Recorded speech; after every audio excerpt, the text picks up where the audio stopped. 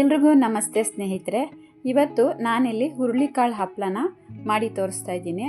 ಬನ್ನಿ ಇವತ್ತು ಹುರುಳಿಕಾಳು ಹಪ್ಪಳನ ಯಾವ ರೀತಿ ಹಾಗೆ ಮಾಡ್ಕೊಳ್ಳೋದಂತೇಳಿ ನೋಡೋಣ. ನಾನಿಲ್ಲಿ ಮೊದಲೇದಾಗಿ 1 kg ಅಷ್ಟು ಹುರುಳಿ ಬೇಳೆನ ತೊಗೊಂಡಿದ್ದೀನಿ. ಬಿಸಿಲಲ್ಲಿ ಚೆನ್ನಾಗಿ ಒಣಗಿಸ್ಬಿಟ್ಟು ನಾನಿಲ್ಲಿ ಕ್ಲೀನ್ ಮಾಡಿ ರೆಡಿ ಮಾಡಿ ಇಟ್ಕೊಂಡಿದ್ದೀನಿ.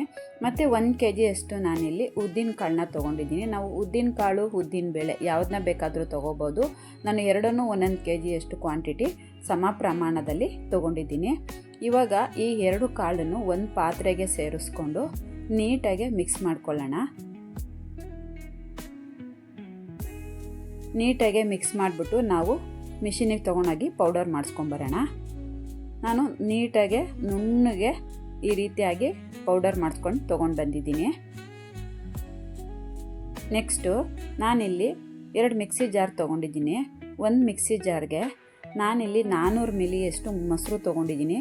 ಮೊಸರು ಬಂದ್ಬಿಟ್ಟು ಹುಳಿ ಮೊಸರನ್ನ ತೊಗೋಬೇಕು. ಅದಕ್ಕೆ ಸ್ವಲ್ಪ ನೀರನ್ನ ಸೇರಿಸ್ಕೊಳ್ತೀನಿ, ಜಾಸ್ತಿ ಸೇರಿಸ್ಕೊಳ್ಳಲ್ಲ. ನೆಕ್ಸ್ಟು ಇನ್ನೂ ಒಂದು ಜಾರಿಗೆ ನಾನಿಲ್ಲಿ 2 ಸ್ಪೂನಷ್ಟು ಜೀರಿಗೆ ಸೇರಿಸ್ಕೊಳ್ತೀನಿ. 1 ಸ್ಪೂನು ಮೆಣಸು ಸೇರಿಸ್ಕೊಳ್ತೀನಿ. ಈಗ ಈ ಎರಡನ್ನು ನಾವು ಮಿಕ್ಸಿ ಮಾಡ್ಕೊಳ್ಳೋಣ. ನಾನಿಲ್ಲಿ ಮೊದಲದಾಗಿ ನೋಡಿ ಮೆಣಸು ಜೀರಿಗೆನ ಈ ರೀತಿಯಾಗಿ ತರ್ತರಿಯಾಗಿ ಪೌಡರ್ ಮಾಡ್ಕೊಂಡಿದ್ದೀನಿ. ಮಜ್ಜಿಗೆನೂ ಸಹ ಮಿಕ್ಸಿ ಮಾಡಿ ಇಟ್ಕೊಂಡಿದ್ದೀನಿ. ನೆಕ್ಸ್ಟು ನಾನಿಲ್ಲಿ ಒಂದು 15 ರೆಕ್ಕೆಯಷ್ಟು ಕರ್ಬೇವಿನ ಸೊಪ್ಪನ್ನ ತೊಗೊಂಡಿದ್ದೀನಿ. ಅದನ್ನು ಸೇರಿಸ್ಕೊಂಡು ನಾನು ಇದನ್ನು ತರ್ತರಿಯಾಗಿ ರುಬ್ಕೊಳ್ಳೋಣ. ಮೆಣಸು ಜೀರಿಗೆ ಜಾರಿಗೆ ಸೇರಿಸ್ಕೊಳ್ಳೋಣ. ಈ ರೀತಿಯಾಗಿ ತರ್ತರಿಯಾಗಿ ರುಬ್ಕೊಬೇಕು. ಇವಾಗ ಇದೆರಡು ರೆಡಿಯಾಗಿದೆ. ನೆಕ್ಸ್ಟು ನಾನಿಲ್ಲಿ ದೊಡ್ಡದೊಂದು ಪ್ಲೇಟ್ನ ತೊಗೊಳ್ತೀನಿ. ನಾವಿವಾಗ ಹಿಟ್ಟನ್ನ ಜಲ್ಡಿ ಮಾಡ್ಕೊಬೇಕು.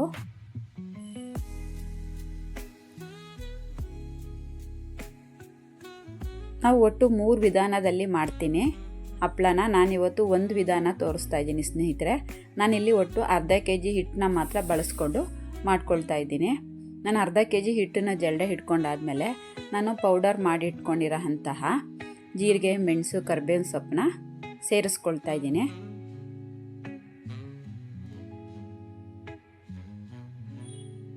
ಇದ್ರ ಜೊತೆಯಲ್ಲಿ ನಾನಿಲ್ಲಿ 1.5 ಸ್ಪೂನಷ್ಟು ಹಪ್ಪಳದ ಖಾರನ ಸೇರಿಸ್ಕೊಳ್ತಾ ಇದ್ದೀನಿ. ಅರ್ಧ kgಗೆ ನಾನಿಲ್ಲಿ 1.5 ಸ್ಪೂನಷ್ಟು ಸೇರಿಸ್ಕೊಂಡಿದ್ದೀನಿ. ಇವಾಗ ಸ್ವಲ್ಪ ಉಪ್ಪನ್ನ ಸೇರಿಸ್ಕೊಳ್ತಾ ಇದ್ದೀನಿ. ಸ್ಟಾರ್ಟಿಂಗ್ಗೆ ಉಪ್ಪನ್ನ ಜಾಸ್ತಿ ಹಾಕ್ಕೊಳ್ಳೋದು ಬೇಡ.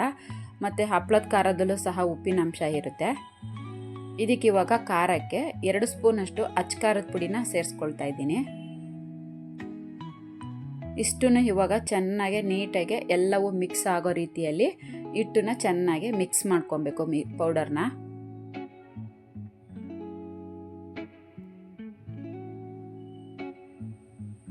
ಈ ರೀತಿಯಾಗಿ ಪೌಡರ್ ಮಾಡ್ಕೊಂಡಾದ್ಮೇಲೆ ಇವಾಗ ಸ್ವಲ್ಪ ನಾವು ಉಪ್ಪನ್ನ ಚೆಕ್ ಮಾಡ್ಕೊಬೇಕು. ಉಪ್ಪು ಬೇಕಾ ಬೇಡವಾ ಏನು ಅಂತೇಳಿ. ನನಗೆ ಇನ್ನೂ ಸ್ವಲ್ಪ ಉಪ್ಪು ಬೇಕು ಅಂತ ಹೇಳಿದ್ರು. ಹಂಗಾಗಿ ಇವಾಗ ನಾನು ಸ್ವಲ್ಪ ಉಪ್ಪನ್ನ ಸೇರಿಸ್ಕೊಳ್ತಾ ಇದ್ದೀನಿ. ಮತ್ತು ಅದೇ ರೀತಿಯಾಗಿ ಎಲ್ಲ ಕಡೆಗೂ ಎಲ್ಲ ಹಿಟ್ಟೊಳಗಡೆ ಎಲ್ಲ ನೀಟಾಗಿ ಮಿಕ್ಸ್ ಮಾಡ್ಕೊಬೇಕು. ಈ ರೀತಿಯಾಗಿ ಮಿಕ್ಸ್ ಮಾಡ್ಕೊಂಡ್ಮೇಲೆ ನಾನು ಮಜ್ಜಿಗೆ ಮಾಡಿ ಇಟ್ಕೊಂಡಿದ್ದೀನಲ್ಲ, ಅದನ್ನು ಸ್ವಲ್ಪನೇ ಸೇರಿಸ್ಕೊಂಡು ನಾವು ಹಿಟ್ಟನ್ನ ಕಲಿಸ್ಕೊಳ್ಳೋಣ.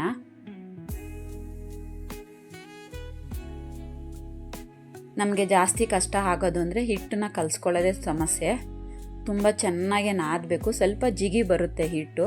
ಹಾಗಾಗಿ ನಮಗೆ ಕೈ ಫ್ರೀ ಕೊಡಲ್ಲ ನೀಟಾಗಿ ಕಲಸೋದಕ್ಕೆ. ತುಂಬ ಕಚ್ತಾ ಇರುತ್ತೆ. ನಾವು ಉದ್ದಿನ ಬೇಳೆ ಮತ್ತು ಹುರುಳಿಕಾಳು ಬೇಳೆ ಬಳಸ್ಕೊಂಡಿರೋದ್ರಿಂದ ಅಂಟ್ತಾ ಇರುತ್ತೆ. ಆದರೂ ಈ ರೀತಿಯಾಗಿ ನಾವು ಹಿಟ್ಟನ್ನು ಚೆನ್ನಾಗಿ ಸ್ವಲ್ಪನೇ ಸೇರಿಸ್ಕೊಂಡು ಚೆನ್ನಾಗಿ ಹಿಟ್ಟನ್ನು ಕಲಿಸ್ಕೊಬೇಕು. ನಮಗೆ ಜಾಸ್ತಿ ಕೆಲಸ ತೊಗೊಳ್ಳೋದು ಅಂದರೆ ಹಿಟ್ಟನ್ನ ಕಲಸೋದೇ ಜಾಸ್ತಿ ಸಮಸ್ಯೆ. ಹಿಟ್ಟನ್ನು ತುಂಬ ಚೆನ್ನಾಗಿ ಎಷ್ಟು ಚೆನ್ನಾಗಿ ಹಿಟ್ಟನ್ನ ಕಲಿಸ್ಕೊಳ್ತೀವೋ ನಮಗೆ ಅಷ್ಟು ಚೆನ್ನಾಗಿ ಹಪ್ಪಳ ಚೆನ್ನಾಗಿ ಬರುತ್ತೆ.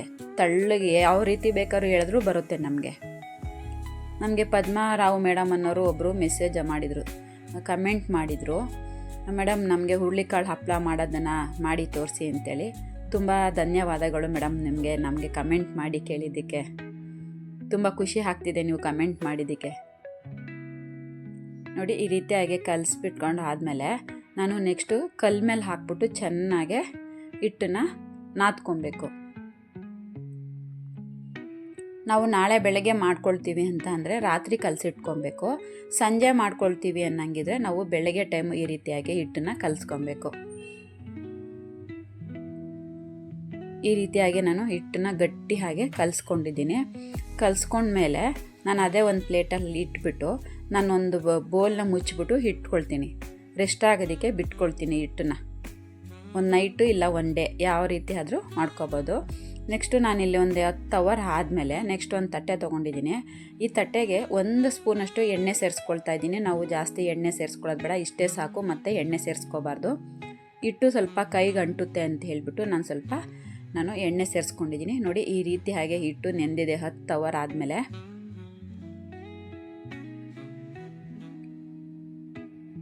ಇವಾಗ ಈ ರೀತಿಯಾಗಿ ತಟ್ಟೆಗೆ ಹಾಕ್ಕೊಂಡು ಮತ್ತೆ ನಾವು ಹಿಟ್ಟನ್ನು ಚೆನ್ನಾಗಿ ನಾದ್ಕೊಬೇಕು. ಚೆನ್ನಾಗಿ ಬಡ್ದು ಹಿಟ್ಟನ್ನು ನಾದ್ಕೊಬೇಕು. ನಾವು ಪರೋಟ ಮಾಡೋದಕ್ಕೆ ಹಿಟ್ಟನ್ನ ನಾದ್ಕೊಳ್ತೀವಲ್ಲ, ಅದಕ್ಕಿಂತ ಹೆಚ್ಚಾಗಿ ನಾವು ನಾದ್ಕೊಬೇಕು. ಆ ರೀತಿ ನಾದ್ಕೊಂಡ್ರೆ ಮಾತ್ರ ನಮಗೆ ಹಪ್ಪಳ ಚೆನ್ನಾಗೆ ಎಷ್ಟು ತೆಳ್ಳಗೆ ಬರುತ್ತೆ ಅಂದರೆ ಪೇಪರ್ ಬಂದಂಗೆ ಬರುತ್ತೆ. ನಾವು ಅಂಗಡೀಲಿ ಕೊಂಡ್ಕೊಬರ್ತೀವಲ್ಲ, ಅದೇ ರೀತಿಯಾಗಿ ನಾವು ಸುಲಭವಾಗಿ ಕೈಯಲ್ಲೇ ಮನೆಯಲ್ಲಿ ನಾವು ಹಪ್ಪಳನ ಮಾಡ್ಕೋಬೋದು. ನಮಗೆ ಅಂಗಡೀಲಿ ತರೋದು ಮಿಷಿನಲ್ಲಿ ಮಾಡಿಕೊಡ್ತಾರೆ. ನಾವು ಇಲ್ಲಿ ಮನೆಯಲ್ಲೇ ಮಾಡ್ಕೊಳ್ಳೋದ್ರಿಂದ ರುಚಿನೂ ಚೆನ್ನಾಗಿರುತ್ತೆ, ಮತ್ತು ನಾವು ಯಾವುದೇ ಥರ ಪ್ರಿಸರ್ವೇಟಿವ್ ಹಾಕ್ಕೊಂಡಿರೋದಿಲ್ಲ. ನೋಡಿ ಇಷ್ಟು ಸಾಫ್ಟಾಗೆ ಮಾಡ್ಕೊಬೇಕು. ಇಷ್ಟು ಸಾಫ್ಟಾಗಿ ಆಗುತ್ತೆ ಹಿಟ್ಟನ್ನ ಚೆನ್ನಾಗಿ ನಾದ್ಕೊಂಡ್ರೆ. ಇವಾಗ ಈ ರೀತಿಯಾಗಿ ಹಿಟ್ಟನ್ನು ಸಾಫ್ಟ್ ಮಾಡ್ಕೊಂಡ್ಮೇಲೆ ನಾವು ಸಣ್ಣ ಸಣ್ಣ ಉಂಡೆಗಳಾಗಿ ಮಾಡಿಟ್ಕೋಬೇಕು. ನಾವು ಜಾಮೂನ್ ಮಾಡ್ಕೊಳ್ತೀವಲ್ಲ ಆ ಸೈಜಲ್ಲಿ ಹಿಟ್ಟುಗಳನ್ನ ಉಂಡೆಗಳಾಗಿ ಮಾಡಿಟ್ಕೋಬೇಕು. ಹಿಟ್ಟನ್ನ ನಾನು ಈ ರೀತಿಯಾಗಿ ಮಾಡಿಬಿಟ್ಟು ಒಂದು ಬೌಲಲ್ಲಿ ಹಾಕಿ ಇಟ್ಕೊಳ್ತೀನಿ. ನಾವು ಒಬ್ಬರೇ ಇದ್ದಾಗ ಅರ್ಧ kg ಈ ರೀತಿಯಾಗಿ ಮಾಡ್ಕೊಬೋದು. ನೋಡಿ ಇಷ್ಟು ಸಾಫ್ಟಾಗಿ ಈ ರೀತಿಯಾಗಿ ನಾನು ಉಂಡೆಗಳಾಗಿ ಮಾಡ್ಕೊಂಡಿದ್ದೀನಿ. ಒಂದು ಪಾತ್ರೆಗೆ ಹಾಕಿ ಇಟ್ಕೊಳ್ತೀನಿ. ಇಲ್ಲಿವರೆಗೂ ಮಾಡಿಕೊಂಡ್ರೆ ಮುಕ್ಕಾಲು ಕೆಲಸ ಆದಂಗೆ. ಇನ್ನು ಕಾಲು ಕೆಲಸ ಅಂದರೆ ಲಟ್ಟಿಸ್ಕೊಳ್ಳೋದು. ನಾನಿವಾಗ ಸ್ವಲ್ಪನೇ ಹಿಟ್ಟನ್ನ ಹೊರಗೆ ಇಟ್ಕೊಂಡು ಹಿಟ್ಟನ್ನ ಲಟ್ಟಿಸ್ಕೊಳ್ತೀನಿ. ನೋಡಿ ಈ ರೀತಿಯಾಗಿ ನಾನು ಲಟ್ಟಿಸ್ಕೊಳ್ಳೋದಕ್ಕೆ ಮೈದಾನ ಬಳಸ್ಕೊಳ್ತಾ ಇದ್ದೀನಿ.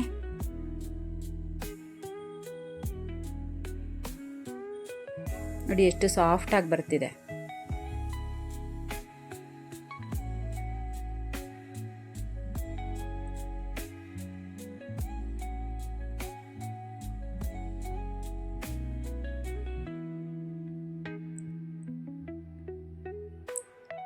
ನೋಡಿ ಎಷ್ಟು ತೆಳ್ಳಗೆ ಬಂದಿದೆ ಅಂದರೆ ಮಿಷಿನಲ್ಲಿ ಮಾಡೋದ್ರ ರೀತಿಲೇ ತೆಳ್ಳಗೆ ಬಂದಿದೆ. ನಮಗೇನಾದರೂ ರೌಂಡ್ ಶೇಪಲ್ಲಿ ಬೇಕು ಅಂತ ಅಂದಾಗ ಈ ರೀತಿಯಾದ ಒಂದು ಟಿಫನ್ ಬಾಕ್ಸ್ ತೊಗೋಬೇಕು. ಅದು ಶಾರ್ಪ್ ಇರೋ ಥರದ್ದೇ ತೊಗೋಬೇಕು ಟಿಫನ್ ಡಬ್ಬಿನ. ನೋಡಿ ಈ ರೀತಿಯಾಗಿ ತೊಗೊಂಡು ಪ್ರೆಸ್ ಮಾಡಿದ್ರೆ ಇಷ್ಟು ರೌಂಡ್ ಶೇಪಲ್ಲಿ ಬರುತ್ತೆ ನಮಗೆ ಸುಲಭವಾಗಿ. ನೋಡಿ ಎಷ್ಟು ಸಕ್ಕದಾಗಿದೆ, ತುಂಬಾ ಚೆನ್ನಾಗಾಗಿದೆ. ನೋಡೋದಕ್ಕೆ ಅಷ್ಟೊಂದು ಚೆನ್ನಾಗಿ ಕಾಣ್ತಿದೆ ಮತ್ತು ತೆಳ್ಳಗೆ ಬಂದಿದೆ. ಇನ್ನೂ ಒಂದು ನಾವು ಮಾಡಿ ತೋರಿಸ್ತೀನಿ ಸ್ನೇಹಿತರೆ. ನಮಗೆ ಬೇಡ, ಟೈಮ್ ಇರಲ್ಲ ನಾವು ರೌಂಡ್ ಶೇಪ್ನ ಮಾಡ್ಕೊಳ್ಳೋದಕ್ಕೆ ಅಂದ್ರೆ ಕೂಡ ನಾವು ಹಾಗೇ ರೌಂಡ್ ಶೇಪಲ್ಲೂ ಮಾಡಿಬಿಟ್ಟು ಹಾಕ್ಕೋಬೋದು. ಆದರೆ ಎಲ್ಲವೂ ಸಮ ಸೈಜಲ್ಲಿ ಬರಲ್ಲ. ನಾವು ಉಂಡೆನೂ ಸಹ ಸಮ ಸೈಜಲ್ಲಿ ಮಾಡ್ಕೊಂಡಿರಲ್ಲ, ಹಾಗಾಗಿ ಸಮ ಸೈಜಲ್ಲಿ ಬರಲ್ಲ. ನೋಡಿ ಈಗ ಸಹ ನಾವು ಮಾಡ್ಕೋಬೋದು. ಮತ್ತೆ ಇದನ್ನು ಡಬ್ಬಿಯಲ್ಲಿ ಶೇಪ್ ಮಾಡ್ಕೊಳ್ತೀನಿ. ನೋಡಿ ಎಷ್ಟು ಹೇಳಿದ್ರು ಅಷ್ಟು ಚೆನ್ನಾಗಿ ಹಿಟ್ಟು ಬರ್ತಿದೆ. ಸ್ವಲ್ಪ ಹಿಂಗೆ ಮಾಡಿಕೊಂಡ್ರೆ ಚೆನ್ನಾಗಿರುತ್ತೆ. ಒಂದು 1/4 ಗಂಟೆ ಲೇಟ್ ಆಗ್ಬೋದು ಅಷ್ಟೇ, ಯಾಕಂದರೆ ಎಕ್ಸ್ಟ್ರಾ ಹಿಟ್ಟನ್ನ ಮತ್ತೆ ನಾವು ಲಟ್ಟಿಸ್ಕೊಳ್ಳೋದಕ್ಕೆ. ನೋಡಿ ಈ ರೀತಿಯಾಗಿ ನಾನು ಎಲ್ಲನೂ ಲಟ್ಟಿಸ್ಕೊಂಡಿದ್ದೀನಿ. ತುಂಬ ಚೆನ್ನಾಗಾಗಿದೆ. ನಾನು ಮನೆ ಒಳಗಡೆನೆ ಒಣ ಹಾಕ್ಕೊಳ್ತೀನಿ. ಮೊದಲನೇ ದಿನ ನಾವು ಮಾಡಿಕೊಂಡಾಗ ಮನೆ ಒಳಗಡೆನೆ ಒಣ ಹಾಕೋಬೇಕು. ನಾವು ಫಸ್ಟ್ ದಿನ ಮಾಡಿದಾಗ ನಾವು ಬಿಸಿಲಿಗೆ ಹಾಕೋಬಾರ್ದು. ಮನೆಯಲ್ಲಿ ಈ ರೀತಿಯಾಗಿ ಬಟ್ಟೆ ಹಾಕ್ಕೊಂಬಿಟ್ಟು ಮನೆಯಲ್ಲಿ ಒಣ ಹಾಕೋಬೇಕು.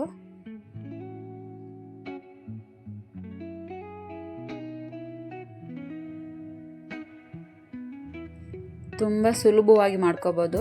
ಸಾಮಗ್ರಿಗಳು ಏನು ಜಾಸ್ತಿ ಇಲ್ಲ. ನೋಡಿ 5-6 ಸಾಮಗ್ರಿಗಳಲ್ಲಿ ನಾವು ಮಾಡ್ಕೋಬೋದು. ನಾನು ಎಲ್ಲ ಹಪ್ಪಳನೂ ಮಾಡ್ಕೊಂಡಿದ್ದೀನಿ. ನನಗೊಂದು ಅರ್ಧ kgಗೆ 120 ಹಪ್ಪಳ ಆಗಿದೆ ಸ್ನೇಹಿತರೆ. ನಾನು ಮನೆ ಒಳಗಡೆ 1 ದಿನ ಒಣ ಹಾಕಿ ಬಿಸಿಲಲ್ಲಿ 1 ದಿನ ಒಣ ಹಾಕಿ ತೊಗೊಂಡಿದ್ದೀನಿ. ನೋಡಿ ಎಲ್ಲವೂ ರೌಂಡ್ ಶೇಪಲ್ಲಿ ಅಂಗಡಿ ಹಪ್ಪಳದ ಥರನೇ ಎಷ್ಟು ಚೆನ್ನಾಗಾಗಿದೆ ಸ್ನೇಹಿತರೆ. ಇದರಲ್ಲಿ ಕಷ್ಟ ಅಂತ ಅಂದರೆ ನಾವು ಹಿಟ್ಟನ್ನ ಚೆನ್ನಾಗಿ ಕಲಿಸ್ಬೇಕು, ನಾದ ಬರೋ ರೀತಿಯಲ್ಲಿ ಸ್ವಲ್ಪನೇ ನೀರು ಬಳಸ್ಕೊಂಡು ನಾವು ಮಾಡ್ಕೋಬೇಕು ಅನ್ನೋದು ಕೆಲಸ ಬಿಟ್ಟರೆ ಇದರಲ್ಲಿ ಏನು ಕೆಲಸ ಇಲ್ಲ ಸ್ನೇಹಿತರೆ. ತುಂಬಾ ಚೆನ್ನಾಗಾಗಿದೆ, ರುಚಿಯಂತೂ ತುಂಬ ಅದ್ಭುತವಾಗಿರುತ್ತೆ. ನಾನು ಬಳಸ್ಕೊಂಡಿರೋದೇ 4 ಸಾಮಗ್ರಿಗಳು: ಜೀರಿಗೆ, ಮೆಣಸು, ಹಚ್ಕರದ ಪುಡಿ, ಕರಿಬೇವಿನ ಸೊಪ್ಪು ಅಷ್ಟೇ ಬಳಸ್ಕೊಂಡಿರೋದು. ನೋಡಿ, ಎಲ್ಲನೂ ಒಣಗಿಸಿ ರೆಡಿ ಮಾಡಿ ಇಟ್ಕೊಂಡಿದ್ದೀನಿ. ಮರನ ಸೌಂಡ್ ಬರ್ತಿದೆ ಸ್ನೇಹಿತರೆ. ಇವಾಗ ಇದನ್ನು ನಾನು ಸುಟ್ಬಿಟ್ಟು ತೋರಿಸ್ತೀನಿ, ಮತ್ತು ಎಣ್ಣೆಗೂ ಹಾಕ್ಬಿಟ್ಟು ತೋರಿಸ್ತೀನಿ ಸ್ನೇಹಿತರೆ. ನಾವು ಮನೆಗಳಲ್ಲಿ ತಿಳಿ ಸಾರಿದ್ದಾಗ, ಬಸ್ಸಾಂಬಾರಿದ್ದಾಗ ಈ ರೀತಿಯಾದಂಥ ಹಪ್ಪಳಗಳನ್ನ ನಾವು ಮಾಡ್ಕೊಂಡು ತಿಂದರೆ ತುಂಬಾ ಚೆನ್ನಾಗಿರುತ್ತೆ. ಹುರುಳಿಕಾಳು ಹಪ್ಪಳ ರುಚಿಯಂತೂ ತುಂಬ ಅದ್ಭುತವಾಗಿರುತ್ತೆ. ನಮಗೆ ಎಣ್ಣೆ ಫ್ರೀ ಬೇಕು, ಆಯಿಲ್ ಫ್ರೀ ಅಂತ ಅಂದಾಗ ಈ ರೀತಿ ಸುಟ್ಕೊಂಡು ತಿನ್ಬೋದು. ಒಂದೊಂದು ದಿನ ದಿನನಿತ್ಯ ಸುಟ್ಕೊಂಡು ತಿಂದು ಬೇಜಾರಾಗಿದ್ದರೆ ಒಂದಿನ ಎಣ್ಣೆಗೆ ಹಾಕ್ಕೊಂಡು ಸಹ ನಾವು ಮಾಡ್ಕೋಬೋದು. ನೋಡಿ, ಹುರುಳಿಕಾಳು ಹಪ್ಪಳನ ನಾವು ಈ ರೀತಿಯಾಗಿ ಮಾಡ್ಕೊಂಡಾಗ 2 ವಿಧಾನದಲ್ಲಿ ನಾವು ಬಳಸ್ಕೋಬೋದು. ಇಷ್ಟು ಸುಟ್ಕೊಂಡ್ರೆ ಸಾಕು. ನೆಕ್ಸ್ಟು ಬಾಣಲೆಯಲ್ಲಿ ಎಣ್ಣೆ ಇಟ್ಕೊಳ್ತಾ ಇದ್ದೀನಿ ಸ್ನೇಹಿತರೆ. ಎಣ್ಣೆ ಕಾಯ್ದ ಮೇಲೆ ನಾನು ಹಪ್ಪಳನ ಹಾಕ್ಕೊಳ್ತಾ ಇದ್ದೀನಿ. ಜಾಸ್ತಿ ರೋಸ್ಟ್ ಮಾಡ್ಕೋಬಾರ್ದು. ನಾವು ಹುರುಳಿಕಾಳು ಅಂದಾಗ ಬೇಗ ಕರ್ರಗಾಗ್ಬಿಡುತ್ತೆ, ಹುರುಳಿಕಾಳು ಇಟ್ಟಲ್ವ, ಹಾಗಾಗಿ ಅದು ಕರ್ರಗಾಗ್ಬಿಡುತ್ತೆ. ಇಷ್ಟು ಸಿಂಪಲಾಗಿ ಹಿಂಗೆ ಎತ್ಬಿಟ್ರೆ ಸಾಕು. ಇದು ನಾವು ಎಣ್ಣೆಯಿಂದ ತೆಗೆದ್ಮೇಲೂ ಸಹ ಕಲರ್ ಚೇಂಜ್ ಆಗುತ್ತೆ.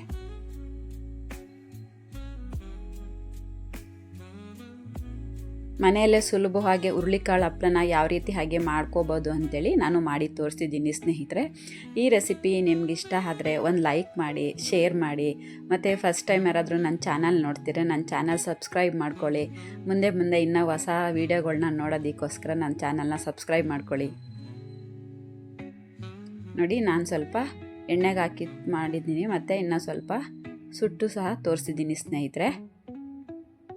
ಇವಾಗ ಮುರಿದ್ಬಿಟ್ಟು ತೋರಿಸ್ತೀನಿ. ಎಷ್ಟು ಕ್ರಿಸ್ಪಿಯಾಗಿ ಬಂದಿರುತ್ತೆ ಅಂದರೆ ಅಷ್ಟು ಕ್ರಿಸ್ಪಿಯಾಗಿ ಬಂದಿದೆ, ಮತ್ತು ತುಂಬಾ ತಿಳ ಇದೆ. ರುಚಿಯಂತೂ ತುಂಬಾ ಅದ್ಭುತವಾಗಿದೆ. ಹಿಟ್ಟನ್ನ ನಾವು ಯಾವಾಗ ಚೆನ್ನಾಗಿ ನಾದ್ಕೊಳ್ತೀವೋ ನೋಡಿ ಇಷ್ಟು ತೆಳ್ಳಗಾಗುತ್ತೆ.